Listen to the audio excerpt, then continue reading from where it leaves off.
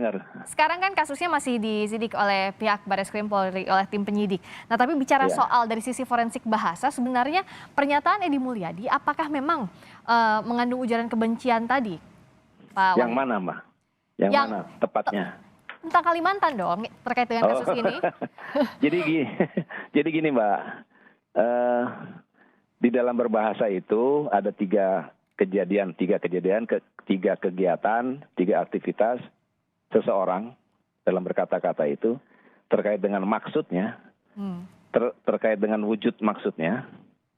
Wujud maksudnya itu boleh pidato, boleh gambar, boleh terserah itu ya, boleh omongan, boleh kata-kata, dan juga termasuk bagaimana respon orang. Nah, kali ini kita ada di pihak tiga tadi, poin tiga, pihak respon orang. Oke. Kalau berkaitan dengan sebuah tanah leluhur, tanah kelahiran, tanah air, begitulah anggap saja. Ya. Itu ada yang disebut dalam bahasa itu sakti, istilah sakti. Sakti itu adalah yang menguasai orang-orang. Jadi tentu saja kalau misalnya saya lahir di Betawi gitu umpamanya gitu, secara sakti tadi, saya akan tanda petik mati-matian merasa sebagai orang Betawi, itu sakti. Sehingga kalau ada orang yang mau menghina saya, Betawi saya, mau apapun gitu yang berkaitan dengan misalnya mau bilang ujaran kebencian misalnya gitu, maka saya akan marah, pasti itu. Kalau lebih besar sakti, itu namanya tanah air, gitu Mbak. Jadi dikatakan bahwa ini terkait dengan tumpah darah, otomatis tadi akan sangat sensitif atau sakti tadi untuk masyarakat yang bersangkutan. Sakti, iya. Kalau sensitif kan istilah sehari-hari ya, nanti suka bikin perkara. Sakti aja, sakti. Jadi kalau tidak sakti maka tidak akan marah orang-orang Kalimantan itu, gitu loh. Terkait dengan ucapan, misalnya tadi tempat jin buang anak. Ya. Gitu Mbak ceritanya. Nah, itu bicara soal ini kan sebelumnya tim pengacara Edi Mulyadi menyebut bahwa sebenarnya dalam video itu tidak mengucapkan terkait dengan Kalimantan atau tidak bermaksud, dikatakan begitu. Tapi bicara soal jin buang anak ini bisa dikatakan secara langsung memang merujuk kepada itu ya, Pak Wahyu? Sangat, ya kan. Kalau tidak ada yang namanya apa istilahnya, yang dari Kalimantan itu datang ke DPR, bicara di YouTube dan sebagainya, itu yang sifatnya sangat tidak senang dengan saudara Edi Mulyadi tadi, gitu loh. Gitu. Nah, ada lagi satu hal yang juga sering kita lupakan dalam berbahasa di media sosial, terutama kalau dilempar di media sosial, kita kadang-kadang kehilangan etika berbahasa. Itu yang penting sebetulnya sih. Itu yang penting. Sehingga kita pikir kita bicara sama istri kita, anak kita di rumah gitu.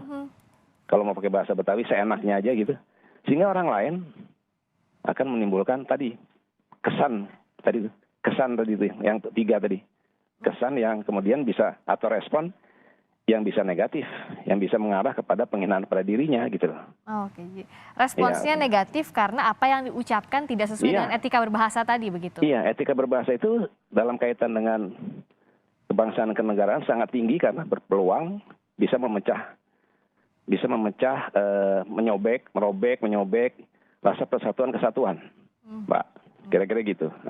Meskipun dari tim pengacara kan berkali-kali berbicara di depan umum bahwa jin buang anak itu adalah istilah yang sehari-hari didengar, tapi bicara soal etika berbahasa dikaitkan dengan tanah air itu tidak bisa dilakukan. Nggak bisa, dalam etika berbahasa tidak bisa, gitu loh. Nggak mungkin bisa, apalagi disebarluaskan lewat medsos, lewat YouTube. Mbak mungkin paham bahwa ada bukan dari orang Kalimantan juga protes juga, orang Batak kalau nggak salah. Gitu. Kalau nggak salah orang Batak itu juga dari segi forensik bahasa memang harus menjadi perhatian bagi orang-orang yang tanda petik yang suka ada di media massa, YouTube atau media sosial gitu loh. Hati-hati sekali dalam bicara itu gitu loh. Gitu. Dari sisi forensik bahasa sebenarnya apa yang disampaikan di YouTube oleh Edi Mulyadi ini sangat berbahaya, bisa dikatakan begitu, efeknya memprovokasi, bisa disimpulkan begitu? Kalau dari sudut forensik bahasa memprovokasi. Kalau lebih jauh lagi, dia tidak setuju dengan IKN kan. Beliau tidak setuju dengan IKN Nusantara itu. Tidak setuju sekarang ketika pemerintah mengatakan tahun 2024 kalau nggak salah harus pindah kan. Dan semua orang tahu bahwa itu bukan kerjaannya presiden sendiri kan, gitu. Jadi alasan-alasan ketika dia menolak IKN Nusantara, jatuhnya bukan kritik. Kalau kritik, dia harus kasih data yang jelas bahwa memang perpindahan itu tidak bisa untuk dipindahkan gitu. Nah, itu dia Pak. Jadi persoalannya pada etika berbahasa ya Mbak.